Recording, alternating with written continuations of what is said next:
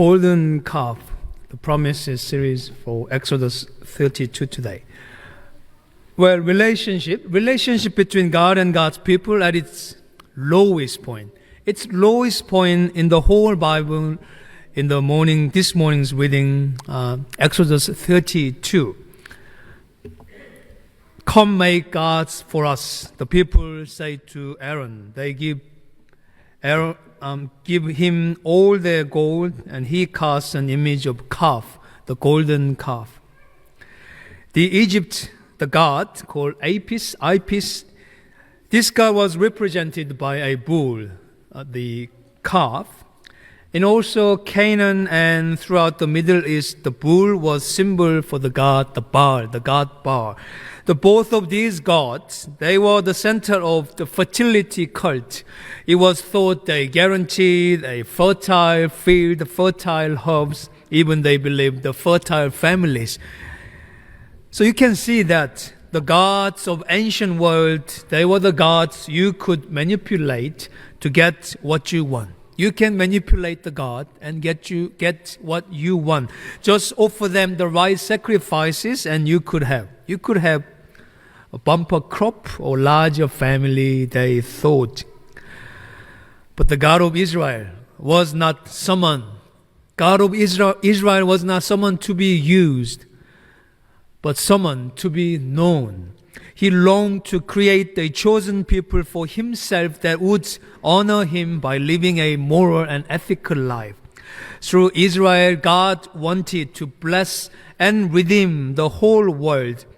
And we remember that is the promise that God gave to Abraham a few weeks ago. So theirs was a servant vocation, not selfish pursuit of personal success.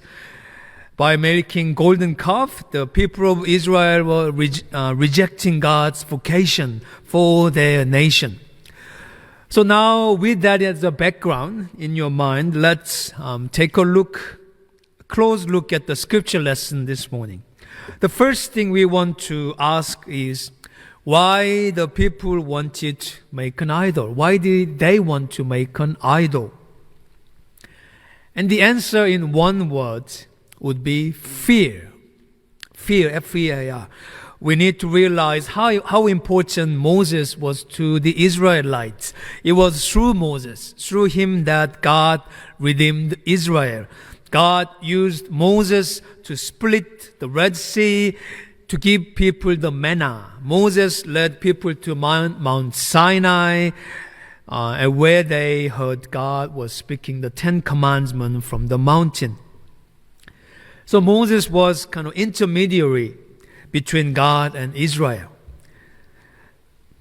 The Walking Preacher website says, people of Israel only had access to God through Moses. Moses became their living link to hidden presence that eluded their senses. So when Moses, their leader, has gone for 40 days, they feel like they have lost their connection to God.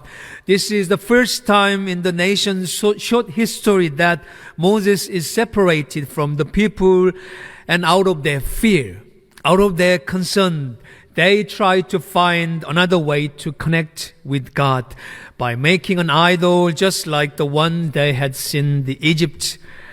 In verse 1 it reads, when people saw that Moses had delayed to come down from the mountain, and it goes there, the man who brought us out of the land of Egypt. In that bit, the man who brought us up out of the land of Egypt, they do not give God the credit for their redemption, but they give it to Moses instead. They say that is Moses who brought us out of Egypt, not the God. They have put their faith in wrong place. Perhaps if they had given God the credit, they would not have been so anxious about Moses' absence and could have trusted God to continue to lead them. However, Moses is gone. They are convinced they need another leader. They need another leader, so they say, make us gods who shall go before us. It is no longer God's appointed leader who will go before them, but the gods of idols of their own making will be leading. So there is a lesson. There is a lesson here for us. If you start making the gods, any idols that you can manipulate and use, you will start manipulating and using the people whom God has made. If you make money your God, you will use people to feed your bottom line. If you make power your God, you will step all over the people to accomplish your purposes. Only when we worship true God will we treat people with dignity and respect that God intended them to have. And that is why God opposes idolatry of any kind. It is interesting to notice how God was responding, how he was responding to this act of disobedience from verses 7 to 10. It says, your people whom brought up out of Egypt have been corrupt, he says, have been corrupt.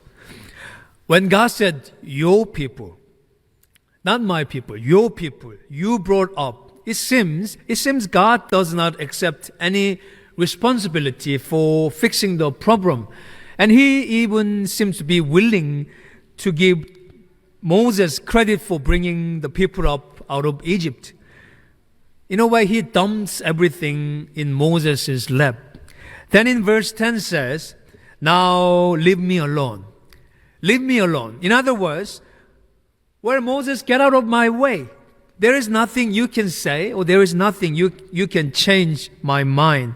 And then Moses in verse 10 continued to says, God continued to says, then I will make you into a great nation. Just as God started over with Noah, now he is offering to start over with Moses. The promise he once gave to Abraham, he will now give to Moses. I will make you a great nation, and in you all the nation will be blessed. So this must have been quite tempting offer. Must been tempting offer for Moses.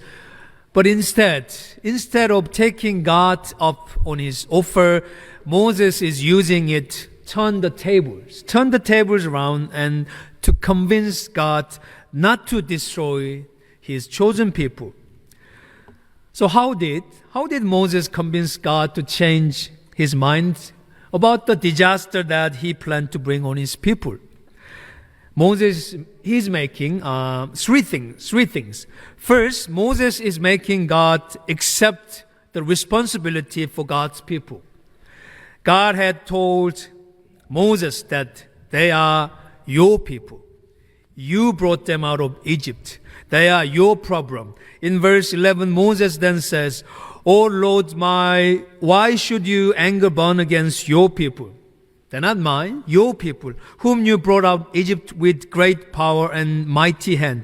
Not me. I didn't have that power to do that. Only you. God, only you had that power to do that." And this sounds like an argument between two parents, mom and dad. God was like, they are your children. Moses is saying, oh no, they are yours. And then God goes, Moses, you've got to fix it. No, God, you've got to fix it. Parents don't give up on their children. And God, you cannot give up on your children even when they screw up. You may find it familiar conversation you might have sometime. So second, Moses appeals to God's honor and redemption. That's what second way he changed the table. In verse 12, Moses continued to say, it was the evil intent that he brought them out to kill them in the mountains and wipe them off the face of the earth. That's something Egyptian would be saying. And basically Moses argues, what will the neighbors think? What other people will think? You know, God, you demonstrate your great love for your people, your great power to the Egyptian. Now, after all you have put Egyptian through, what will they think of you if you destroy your people here in the wilderness? God, your honor is bound up with your people's fate. Finally, and most importantly, Moses reminds God of his promises. His promises. Verse 13 says, remember your servant Abraham, Isaac, and Israel, to whom you sow your own self. And it goes on. Well, you would remember that we've learned this same promise several weeks ago from Genesis 15. God promised Abraham that he would have descendants as numerous as the stars in the sky. God is faithful even in the face of our sin. And it is his faithfulness and it is his promise that is our hope. So the good news for us this morning is that even if we screw up royally, even if we screw up, God is not going to give up on us. He is not going to throw out his promises. He is not going to start from the scratch. He is going to take us with our failures and redeem us in Jesus, his Son. Nothing will be able to separate us from the love of God, even our own sin. Well, during the Promise series over the last 4-5 weeks, this next narrative lectionary, we have looked at a few major characters from the Bible, such as Abraham and Moses. Abraham, Joseph. We have not quite looked at closely who Moses was, who he was as a main character of the Exodus. And his life is full of the story of an adventure. I piled up a lot of things up to this point. Say, Moses, he was laid in the river, and Pharaoh's daughter receives the mother of Moses. We know the story. Moses killed the Egyptian man who were trying to killing Hebrew man. He fled, and then he called from God through the burning bush. And Moses speaking to Pharaoh with his brother. We've got the 10 plagues. Water is changed into the blood. The plague of the flies. And like the story of Passover as we have had the last week. And the Pharaoh king finally let them go after also his son died. The time of Exodus, people into the desert. And Pharaoh changed his mind and pursuing Israelites. We know that water was divided. And that Egyptian destroyed that. And then songs of joy, and the Moses mountain, and they get the food, manna, Moses and, sorry, I'm a bit behind. And Moses was in the middle of the battle, raising his hand. They were in the mountain Sinai, 10 commandments, golden calf up to this morning's lesson. Well, Deuteronomy 34:7 says, Moses was 120 years old when he died, yet his eyesight was clear and he was as strong as ever. Think about from the start of his story of life, and this goes to the next book, and it says he was living up to 120 years old. And this verse, it has a very interesting insight as our life expectancy increased dramatically in many parts of the world. World population aging report from the UN first used this term Homo 100 era, which means people living a lot longer, maybe up to 100. And they were talking about how we change our way of lives as we're getting older. As you see there, by 2050, 21, nearly 22% of people who are we are over 50 years old.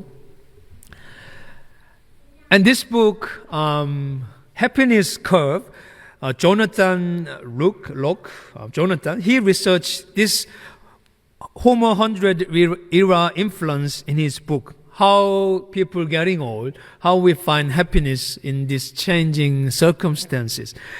And this book, Happiness Curve, he was investigating why life gets better after 50. Why your life gets better after 50 years old. I can see many people's eyes opening now. And there is a deep-rooted stereotype that, like in that shape, upper of U shape, we think youth is the best time. It's starting from there. Middle age, time of crisis. It's got to be the other way, actually. Middle age, time of crisis. Old age, time of sadness. So we think middle age, youth is best time, middle, old age. But idea that U-shape, that shape of growth, peak, crisis, and decline is accepted as a fact. That's a traditional way of how we understand how we are getting old. However, latest research shows that is not true at all. This shape is not relevant anyway. Surprisingly, when you analyze data from people around the world, life satisfaction, which is at its lowest in the 40s, 50s, and rebounds as you get older, especially after your 50s. This is kind of U-shaped pattern. It's going down, but as you're going up, your happiness goes up. And the author leads us to the surprising discovery that fundamentally change our mindset, change our lifestyle. According to him, middle age is not a crisis, but like that's our happiness. We start up, middle age going down, and old age going up. Middle age is not a crisis, but a rebooting period. Rebooting period where your values are reset, where your expectations are readjusted, and your brain is reorganized, and that aging is not a difficult. Aging is not a burden or painful burden, but a gift for life recreation. He then says, aging equips us to be happier and kinder. Old age can be most satisfying period of time. So it is worth wait. It is worth waiting. Perhaps people of Israel needed a little more patience. They needed a little more perseverance to trust God's promise. If you are in your 40s and 50s and early 60s, if you are having that rather challenging time because you are having rebooting time, which could be painful, but better time is still coming up. Your 60s and 70s will be you'll experience a lot more happiness. And if you are late 60s and 70s, there is a hope that your 80s and even 90s could be better, could be happier. So let's all say, thanks be to God. Give thanks to God, always changing but keeping His promises, always faithful, bringing new hope to us, no matter whatever situation you may be and finding painful or happier, He is with us always. Amen.